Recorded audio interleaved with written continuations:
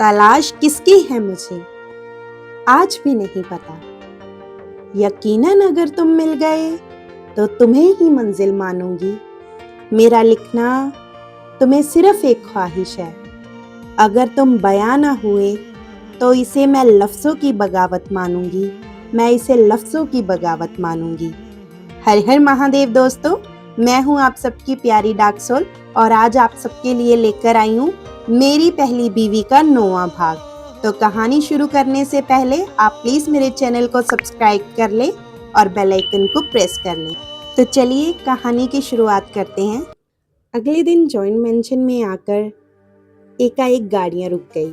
सबीर, आस्तक और अरमानक तीनों ही सुबह सुबह घर आए थे।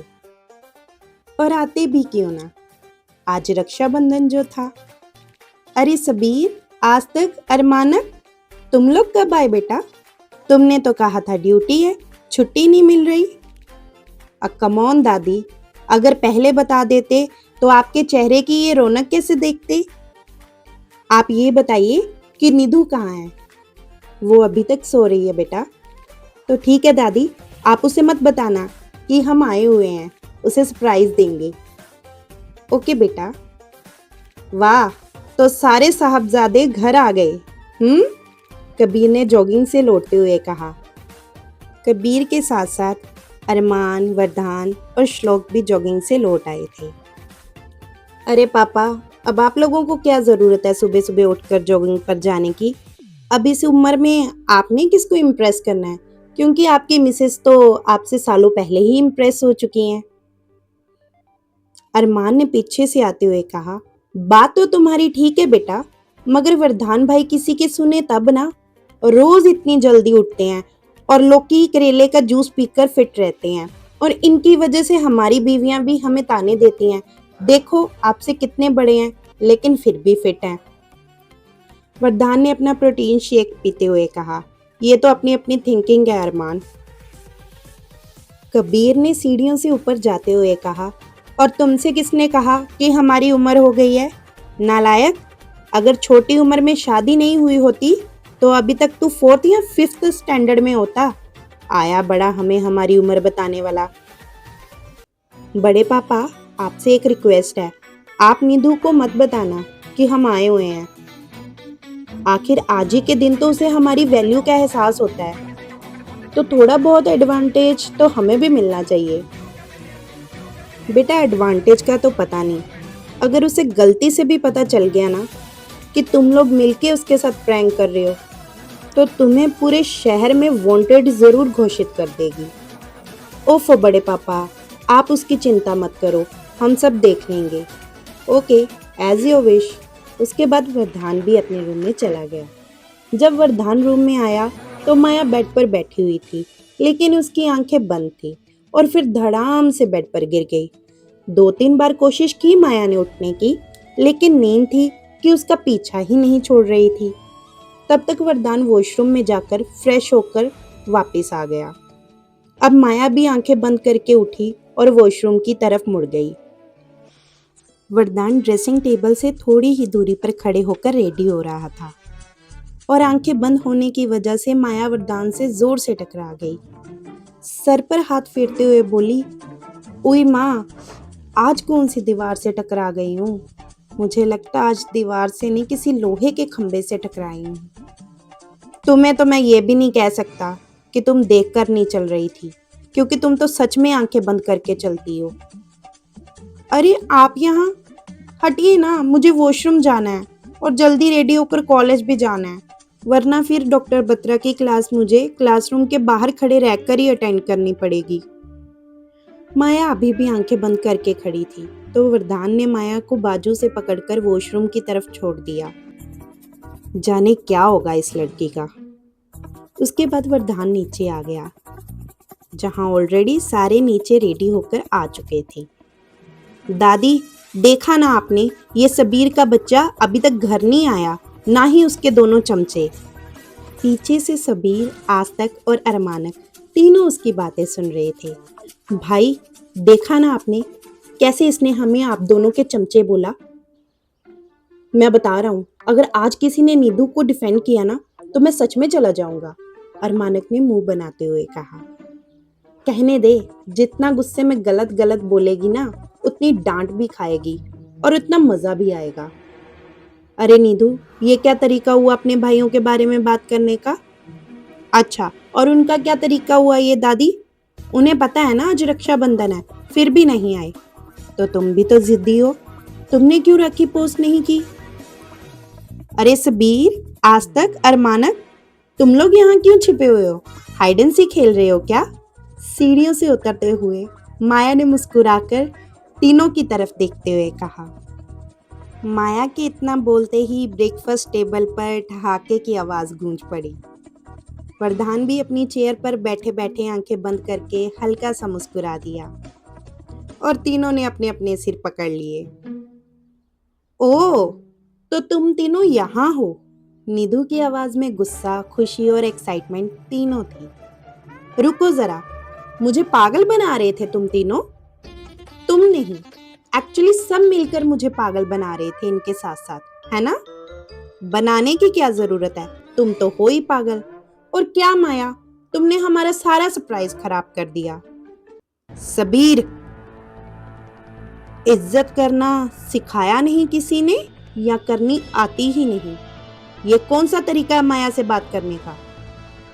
हाँ सबीर, वो रिश्ते में तुम्हारी बड़ी माँ लगती है।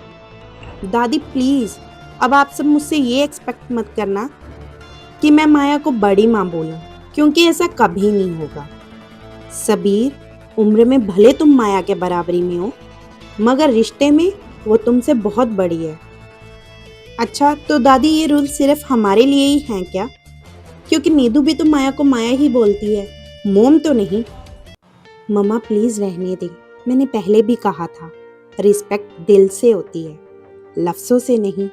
अगर सबीर या कोई और मुझे माया कहने में कंफर्टेबल है तो कोई बात नहीं।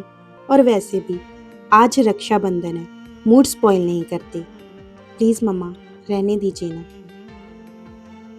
और सॉरी सबीर, मैंने तुम्हारा सरप्राइज खराब कर दिया। I am sorry again. मम्मा मैं कॉलेज में जाकर ब्रेकफास्ट कर लूँगी, आज मुझे लेट हो रहा है। नहीं माया, तुम भी आओ, अभी नीधु तीनों को राखी बांध देगी, तुम भी हमारे साथ सेलिब्रेट करो बेटा।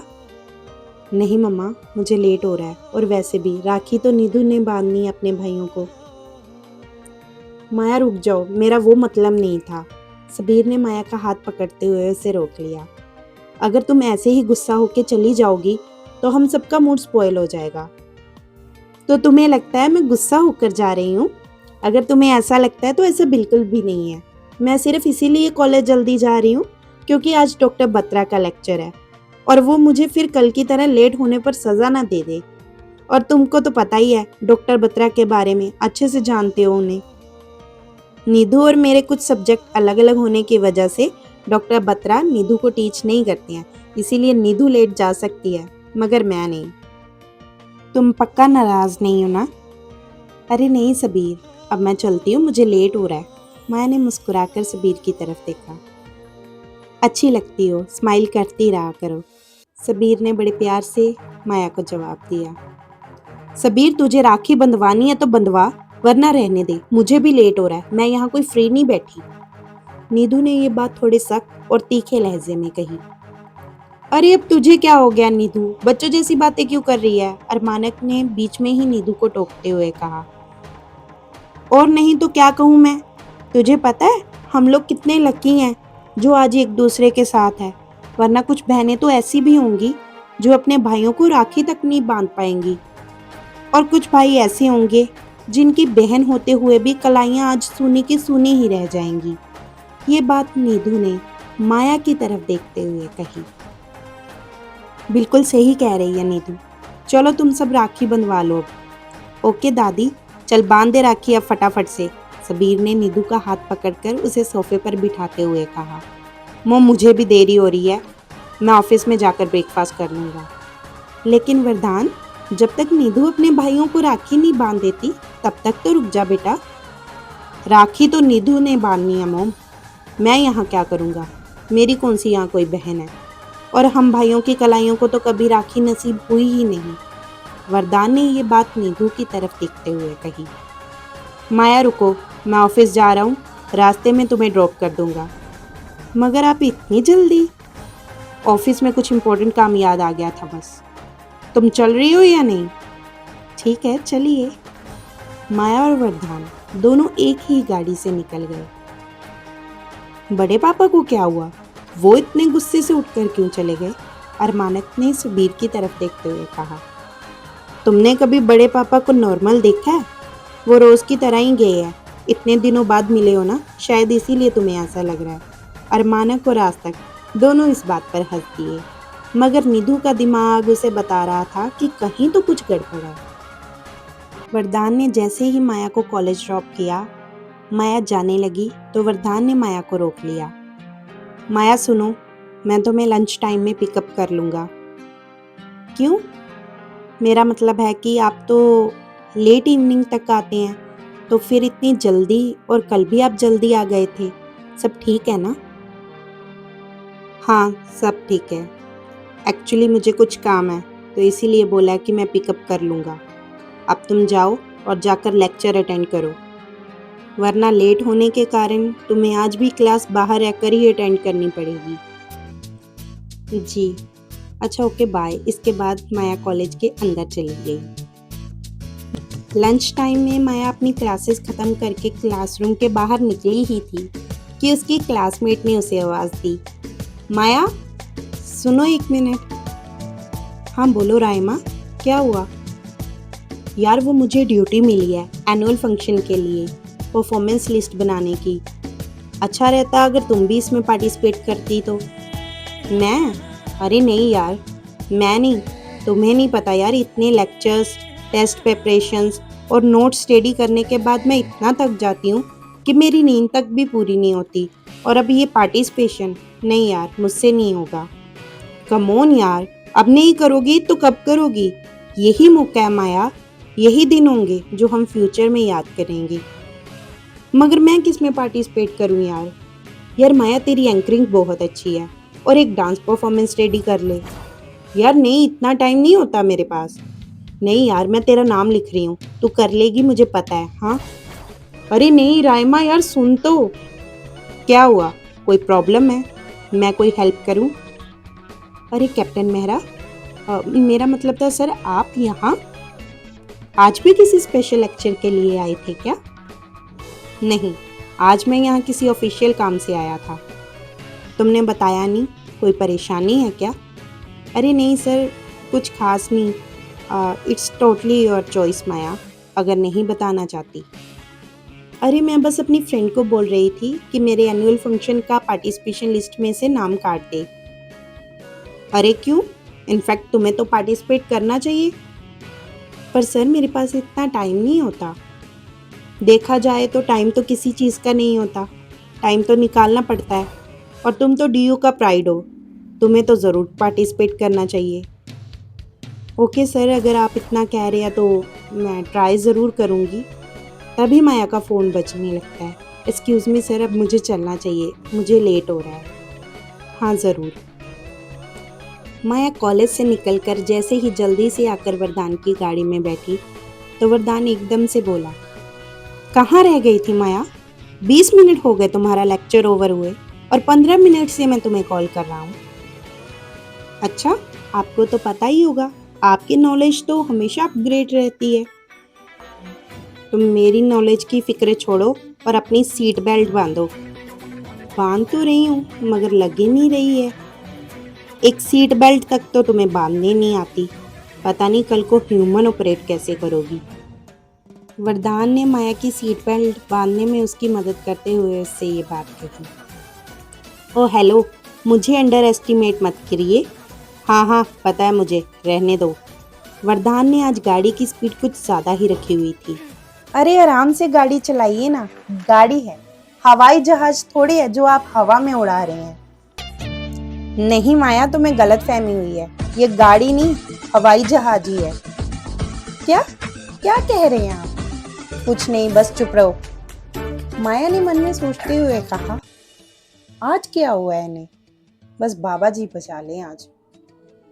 घर पहुंचकर माया और वरदान जैसे ही अपनी रूम में जाने लगे तो वसुंधरा ने उन्हें रोकते हुए कहा, अरे वरदान, माया, कहाँ जा रही हो बेटा? मम्मा मैं तो फ्रेश होने जा रही हूँ। इनका पता नहीं। मतलब? कुछ नहीं मॉम, वो शाम को मेरी एक इम्पोर्टेंट मीटिंग है, तो मैंने सोचा घर पर रहकर ही अटेंड कर लूँ। माया तुमसे मिलने कोई आया है बेटा, उनसे मिल लो ज़रा। मुझसे मिलने? मुझसे मिलने कौन आया मम्मा? मुझे तो किसी ने इन्फॉर्म नहीं किया। मानो, कैसी है? माया ने जैसे ही पीछे मुड़कर देखा, उसे तो यकीन ही नहीं हुआ। पीछे विपुल और नवीन ठाकुर खड़े थे, यानी माया के भाई। विपू भैया, नवू भैया, आप कब आए? माया की आंखें और गला दोनों ही भर चुके थे। विपुल और नवीन ने माया को गले लगा लिया। बस थोड़ी देर पहले ही आए हैं। तू बता, कैसी है मानो? माया ने अपने दोनों भाइयों के गले लगते हुए कहा, मैं ठीक हूँ, आप बताओ, आप कैसे हो?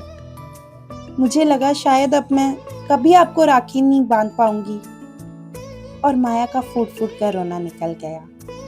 मानो, तेनू पता है घर दे तेरे तो नाराज रह सकते ने, पर ते तो दूर नहीं, ताही मैनू कोई मिलन नहीं आया, है ना? बेटा उनको बैठाओ तो सही, तुम तो आते ही शिकायत करने लगी।